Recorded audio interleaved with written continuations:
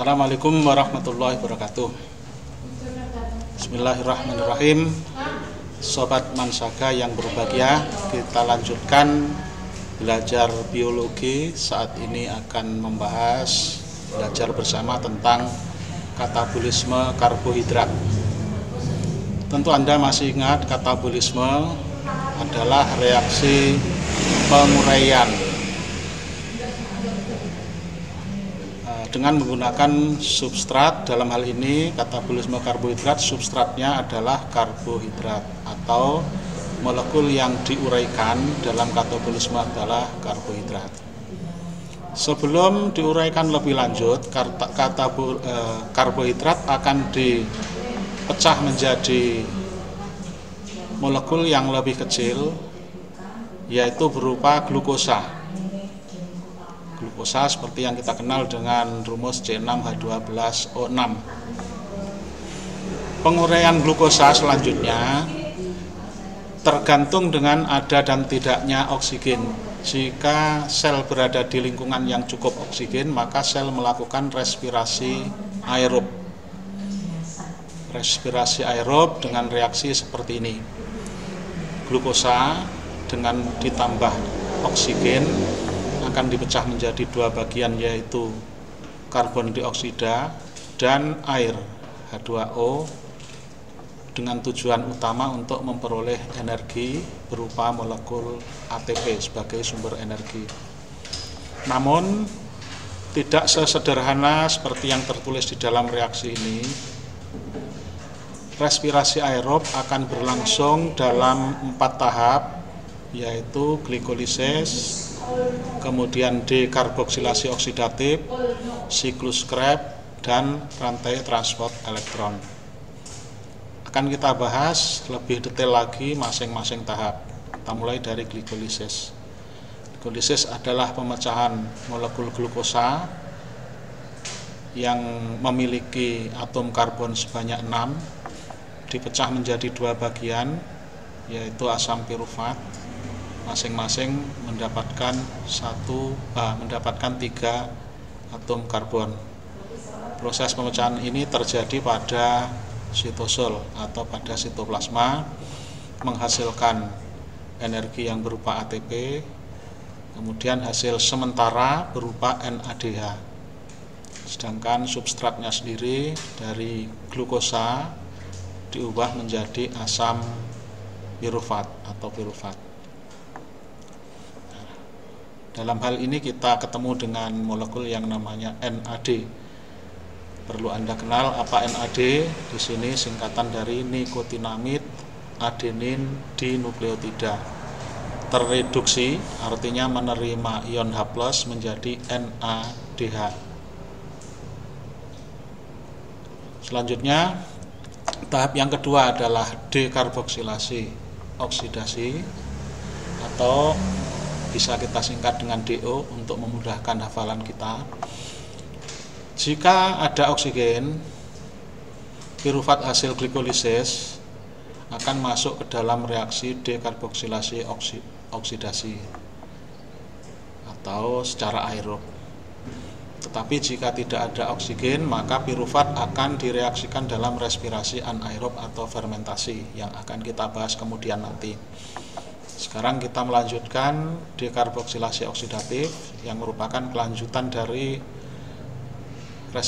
glikolisis tadi. Reaksi yang terjadi di dalam dekarboksilasi oksidatif ini adalah mengubah asam pirufat menjadi asetil koenzim A. Pada tahap DO akan dilepaskan CO2 atau karbon dioksida. Tahap yang ketiga, respirasi aerob adalah siklus Krebs atau daur Krebs, atau juga kita kenal dengan daur asam sitrat, atau juga disebut daur asam trikarboksilat. Semua nama-nama ini harus Anda kenal. Siklus Krebs mengubah asam pirufat yang telah dijadikan asetil koenzim A di dalam reaksi dekarboksilasi oksidatif tadi masuk ke siklus Krebs dalam bentuk asam sitrat, kemudian bereaksi secara siklus, artinya berulang, berputar, di mana di dalam selama perputaran reaksi siklus Krebs akan dihasilkan ATP, kemudian NADH, FADH atau FADH2 dan CO2. Apa tadi? NADH, nikotinamid, adenin dinukleotida, H hidrogen. FAD, flavin, adenin dinukleotida, H hidrogen. Kemudian CO2 atau karbon dioksida. Inilah 4 macam hasil dari reaksi siklus Krebs. Tahap yang terakhir, respirasi aerob, adalah rantai transport elektron, bisa disingkat RTE untuk memudahkan hafalan kita. Juga sering disebut dengan istilah fosforilasi oksidatif. Reaksinya berupa pengangkutan elektron dari pembawa elektron atau aseptor elektron ke tahap yang terakhir pada respirasi aerob, yaitu RTE ini, di mana elektron-elektron dan ion H+ dibawa oleh aseptor atau pembawa elektron yang kita kenal tadi, macamnya adalah NADH dan FADH. NADH dan FADH ini adalah pembawa elektron atau pengangkut elektron dari reaksi sejak glikolisis, dekarboksilasi oksidatif, dan siklus Krebs menuju ke tahap terakhir respirasi aerob, yaitu RTE, rantai transport elektron. Macam reaksi yang terjadi pada RTE ini adalah oksidasi reduksi secara berulang-ulang, di mana di dalam oksidasi reduksi ini akan terjadi pembebasan sumber energi yang berupa ATP. Kemudian pembawa-pembawa elektron yang berupa FADH dan NADH akan melepaskan H pada rantai transport elektron. Secara estafet berulang-ulang, elektron dan ion H+ akan diserah terimakan secara estafet, dan yang terakhir elektron ion H+ akan diterima oleh oksigen. Maka dari itu, karena penerimanya oksigen, elektron dan ion H+ diterima oleh oksigen akan membentuk H2O. Inilah rangkuman sekilas tentang proses yang terjadi di dalam respirasi aerob. Kita akan melanjutkan pembahasan lebih detail lagi masing-masing tahap. Kali ini nanti akan kita bahas dari detail glikolisis, kemudian dekarboksilasi oksidatif, dan siklus Krebs. Sementara belum sampai kepada rantai transport elektron. Sebelumnya mari kita lihat dulu tempat berlangsungnya respirasi aerob. Secara umum, respirasi aerob terjadi di dalam organel sel yang dinamakan mitokondria. Perhatikan ini gambar sel hewan. Di dalamnya ada organel-organel. Organel yang berfungsi untuk melaksanakan respirasi aerob adalah mitokondria. Jika kita zoom, kita besarkan, kita lihat detailnya bagian dalam mitokondria, nampak mitokondria mempunyai 2 membran atau membran ganda, membran rangkap, membran luar dan membran dalam.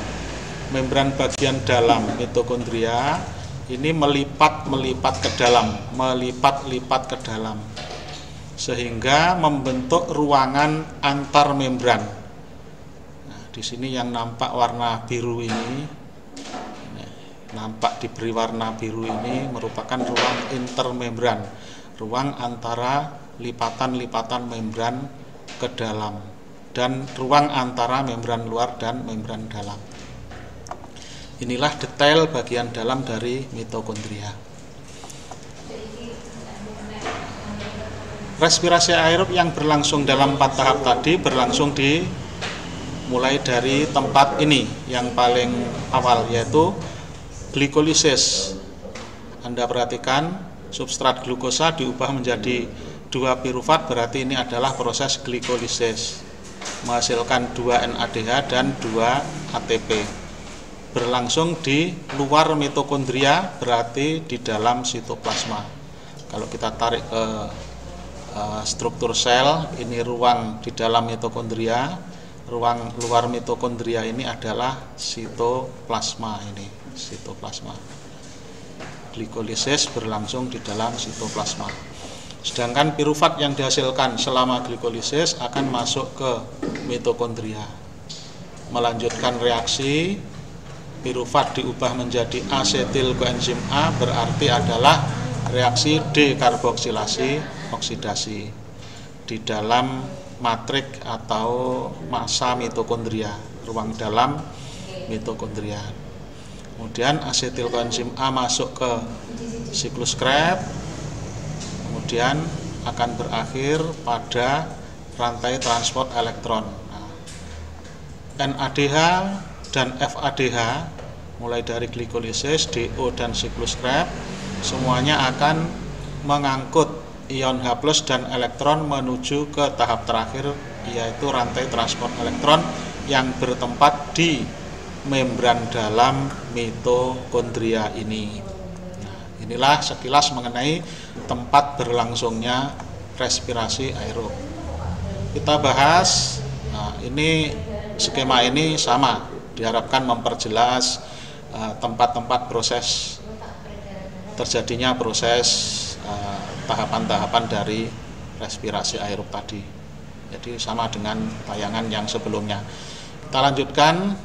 Sebelum berlanjut ke glikolisis, kemarin Anda telah mempelajari enzim yang salah satunya mempelajari juga tentang pengelompokan atau klasifikasi enzim. Klasifikasi enzim seperti yang bisa Anda lihat pada tabel ini, nanti ada beberapa yang terlibat di dalam proses glikolisis, DO, sampai dengan siklus Krebs. Mari kita mulai dengan tahap yang pertama, glikolisis. Glikolisis, Anda perhatikan langkahnya sangat panjang, yaitu 10 langkah. Mulai substrat awal, bahan awal berupa glukosa. Setelah 10 langkah dipecah menjadi 2 molekul asam pirufat. Hasilnya adalah ATP, hasil utama yang diinginkan adalah ATP, dan hasil sementara berupa aseptor elektron, yaitu NADH. Tahap demi tahap bisa Anda lihat ini, mulai dari tahap 1, 2, sampai langkah yang ke-10. Kita lihat langkah 1, glukosa dengan penambahan fosfat yang bersumber dari ATP akan diubah menjadi glukosa 6-fosfat. Jadi ATP singkatan dari adenosin trifosfat. Adenosin yang mengikat atau yang memiliki 3 gugus fosfat. Melepaskan 1 fosfat berarti tinggal 2 fosfat, namanya menjadi ADP. 1 fosfat yang dilepaskan diterima oleh glukosa, sehingga glukosa berubah menjadi glukosa 6-fosfat. Proses pelepasan glukosa ini dibantu oleh enzim. Anda ingat lagi, Anda baca lagi, lihat catatan, apa enzim yang membantu memindahkan gugus fosfat dari senyawa berenergi tinggi ke senyawa lain, seperti di dalam proses langkah pertama glikolisis ini, yaitu enzim kinase. Lengkapnya enzim heksokinase. Kenapa ada tambahan kata hekso? Karena glukosa adalah termasuk kategori gula dengan 6 karbon. Hekso artinya 6. Heksosa artinya gula 6C, gula 6 karbon. sehingga nama enzimnya disebut heksokinase. Kemudian menjadi glukosa 6-fosfat. Perhatikan angka 6 di sini bukan menunjukkan jumlah fosfat, tetapi menunjukkan letak atau posisi fosfat. Fosfat diikat pada atom C nomor 6 sehingga diberi kode 6 fosfat. Sekali lagi jangan sampai keliru bahwa angka 6 ini bukan menunjukkan jumlah tetapi menunjukkan posisi atau letak. Demikian langkah berikutnya. Langkah kedua, ketiga, keempat. Secara detail Anda bisa pelajari dengan bantuan membaca BTP, buku teks pelajaran nanti. Sekarang secara sepintas kita perhatikan, kita bahas. Pada langkah yang keempat, kita saksikan bahwa glukosa pecah menjadi dua bagian. Satu namanya dihidroksiaseton fosfat, yang bagian kedua namanya gliseraldehid 3-fosfat, yang masing-masing mempunyai atau mendapatkan 3 rantai karbon. Jadi dari glukosa awal tadi 6 karbon, pada langkah yang keempat pecah menjadi dua bagian, masing-masing mendapat 3 karbon, berarti pecah tepat di bagian tengah. Sebelum lebih lanjut, ada hal penting yang juga harus kita perhatikan, yaitu pada langkah 1 dan langkah yang ketiga diperlukan masing-masing 1 molekul ATP. Kalau kita melihat definisi dari respirasi atau katabolisme, artinya pemecahan yang bertujuan untuk memperoleh sumber energi yang biasanya berupa ATP, belum lagi didapatkan diperoleh sumber energi, tetapi sejak awal langkah pertama ini sudah diperlukan energi berupa ATP. Jadi belum mendapatkan hasil, sudah menggunakan energi. Nah, inilah yang kita kenal dengan istilah energi aktivasi. Pada pembahasan enzim kemarin kita membahas energi aktivasi. Energi aktivasi, kita ingat semuanya, adalah energi yang diperlukan untuk mengaktifkan suatu reaksi. Dari yang sebelumnya belum aktif, untuk mengaktifkan diperlukan ATP atau sumber energi. Nah, berarti kita atau reaksi ini mempunyai hutang ATP sebanyak 2 molekul. Karena apa? Belum lagi mendapatkan energi berupa ATP, tetapi sudah menggunakan ATP. Tolong dicatat, mempunyai hutang 2 ATP untuk energi aktivasi. Kita lanjut langkah berikutnya. Pada langkah yang keempat, pecah menjadi 2 bagian, yaitu dihidroksiaseton fosfat dan gliseraldehid 3-fosfat. Antara keduanya, 2 molekul ini merupakan isomer atau senyawa kembar, di mana masing-masing bisa berubah secara bolak-balik. Dihidroksiaseton fosfat bisa berubah menjadi gliseraldehid 3-fosfat, demikian sebaliknya gliseraldehid 3-fosfat bisa dikembalikan menjadi dihidroksiaseton fosfat dibantu oleh enzim isomerase. Sebagaimana yang kita pelajari di klasifikasi enzim kemarin. Kita lanjutkan. Pada langkah yang ke-6, dari 5 ke 6, reaksi yang terjadi adalah oksidasi reduksi. Perhatikan reaksi oksidasi reduksi ini saya bantu dengan skema gambar ini. Suatu molekul yang memiliki elektron dapat melepaskan elektronnya dan diberikan kepada molekul yang lain. Molekul yang mempunyai elektron kemudian memberikan kepada molekul lain ini disebut molekul donor elektron. ketika dia kehilangan elektron, molekul donor kehilangan atau melepaskan elektron, maka dia akan mengalami oksidasi atau teroksidasi. Selanjutnya, molekul yang menerima elektron itu dinamakan reduksi atau mengalami reduksi. Ini pengertian sederhana menyangkut oksidasi reduksi dalam pembahasan tentang metabolisme. Tetapi pengertian yang sesungguhnya, yang selengkapnya tentang oksidasi reduksi itu berupa penurunan,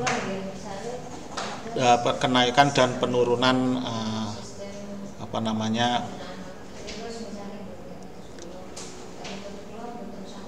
jadi bukan sekedar ini, tetapi cukup untuk pengetahuan kita dalam hal oksidasi reduksi menyangkut pembahasan metabolisme, cukuplah seperti ini, yaitu molekul yang menerima elektron dinamakan terreduksi, sementara molekul yang kehilangan atau melepaskan elektron dinamakan teroksidasi. Baik, kita lanjutkan saja. Pada langkah yang keenam, gliserol D3 fosfat teroksidasi karena melepaskan atom H dan elektron. Kemudian diterima oleh molekul NAD, nikotinamid adenin di nukleotida, menjadi NADH. NADH ini terreduksi seperti skema gambar ini, sedangkan molekul gliserol D3 fosfat teroksidasi menjadi 1,3-bifosfogliserat. Selanjutnya pada langkah yang ketujuh, 1,3-bifosfogliserat mempunyai dua fosfat yang digambarkan dengan simbol bergambar kuning ini, berwarna kuning ini. Ada dua molekul atau gugus fosfat. Pada langkah yang ketujuh, fosfat yang dimiliki akan dilepaskan satu fosfat, diterima oleh ADP menjadi ATP, sehingga substrat kehilangan satu fosfat berubah menjadi 3-fosfogliserat. Harap diperhatikan lagi bahwa angka 3 ini bukan menunjukkan jumlah fosfat, tapi menunjukkan letak 3-fosfogliserat. Kemudian langkah yang ke-8, terjadi pergeseran posisi fosfat, yaitu pada posisi C nomor 3 bergeser pada C nomor 2, dibantu oleh enzim fosfogliseromutase. Molekulnya berubah menjadi 2-fosfogliserat. Selanjutnya, dengan bantuan enzim enolase, 2-fosfogliserat diubah menjadi fosfoenol pirufat. Boleh disingkat dengan PEP untuk memudahkan hafalan Anda. PEP pada langkah yang ke-10, seperti halnya pada langkah ke-7 tadi, melepaskan satu fosfat, diterima oleh ADP membentuk ATP, sehingga fosfoenol pirufat kemudian kehilangan satu fosfat, habis fosfatnya tinggal substrat yang tanpa fosfat, namanya menjadi pirufat. Nah, inilah langkah yang terakhir, yang ke-10 dari glikolisis.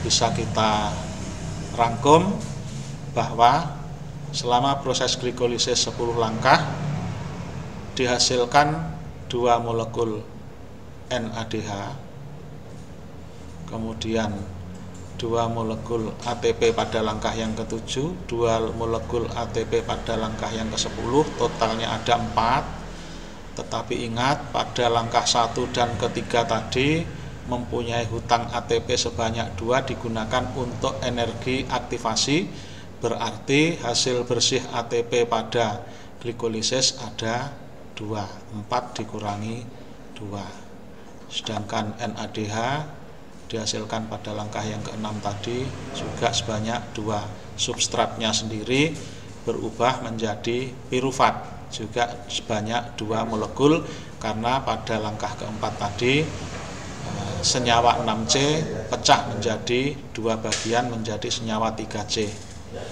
Senyawa 3C atau gula 3C ini dikenal juga dengan klasifikasi gula triosa, gula dengan 3C. Tahap yang kedua dari respirasi aerob yaitu dekarboksilasi oksidatif. Dalam dekarboksilasi oksidatif, pirufat diubah menjadi asetil koenzim A. Bisa kita langsung melihat skema reaksinya, yaitu pirufat diubah menjadi asetil koenzim A. Prosesnya kita bisa jelaskan satu persatu. Mulai dari nomor 1, proses yang pertama ini yaitu penambahan koenzim A.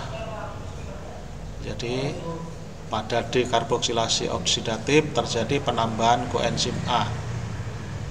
Kemudian yang kedua, pelepasan CO2 sesuai dengan namanya dekarboksilasi. D itu des, artinya lepas, rusak atau keluar. Karbon. Nah, jadi pelepasan karbon bersamaan dengan lepasnya CO2. Kemudian yang ketiga reaksinya adalah oksidasi. Jadi pirufat melepaskan 1 ion H beserta elektron, dilepaskan, diterima oleh reseptor atau aseptor yang berupa NAD membentuk NADH. Pirufat teroksidasi atau melepaskan H menjadi asetil koenzim A karena sudah mendapatkan tambahan koenzim A tadi, sementara NAD terreduksi menerima H dari pirufat menjadi NADH. Mari kita cek jumlah H atau ion H pada pirufat. Ada 3 ion H, ada 3 atom H, CH3 ini pada C nomor 1 ini. Kemudian setelah menjadi asetil koenzim A, H tinggal 2, berarti lepas 1 pada oksidasi tadi. Jadi selama dekarboksilasi oksidatif ini dilepaskan atau dibebaskan CO2 sebanyak 2, NADH juga sebanyak 2, dan substratnya sendiri berubah menjadi asetil koenzim A.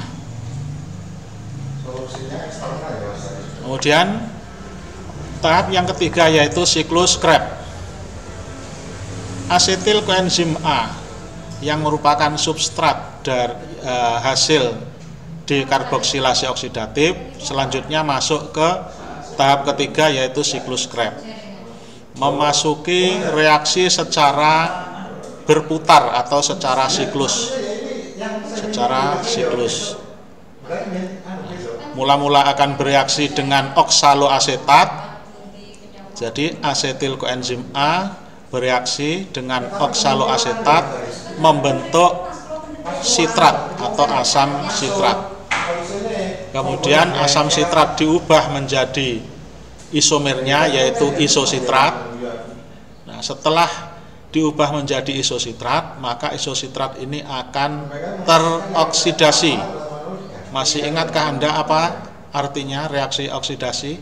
Yaitu pelepasan elektron dan ion H+, betul sekali. Nah, jadi isositrat melepaskan ion H diterima oleh aseptor yaitu NAD membentuk NADH. NADH tereduksi karena menerima elektron.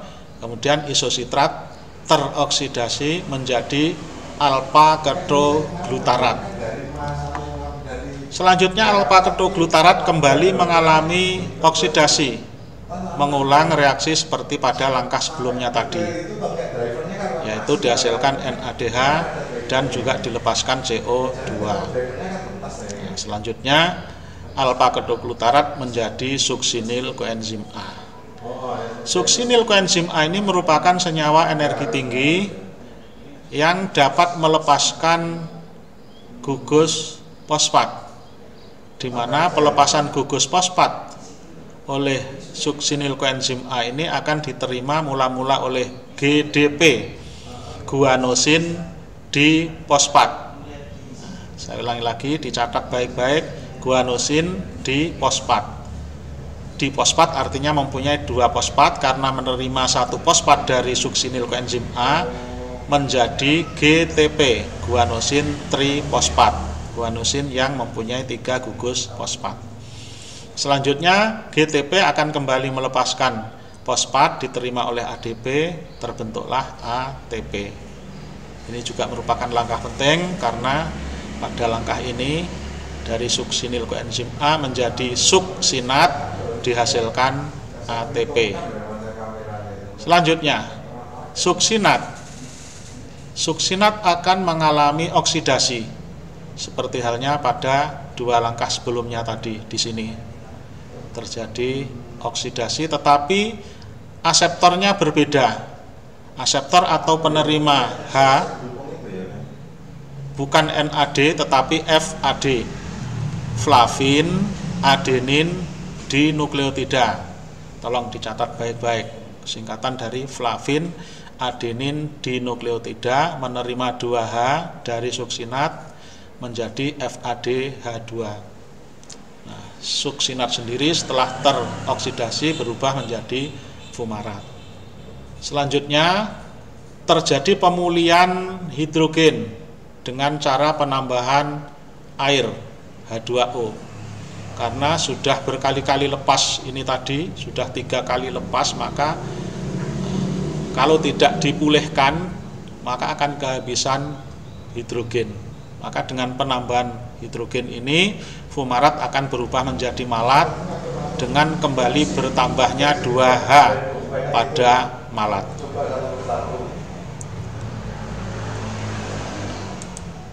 Maaf, ini keluar dengan sendirinya, tinggal sedikit, kita lanjutkan.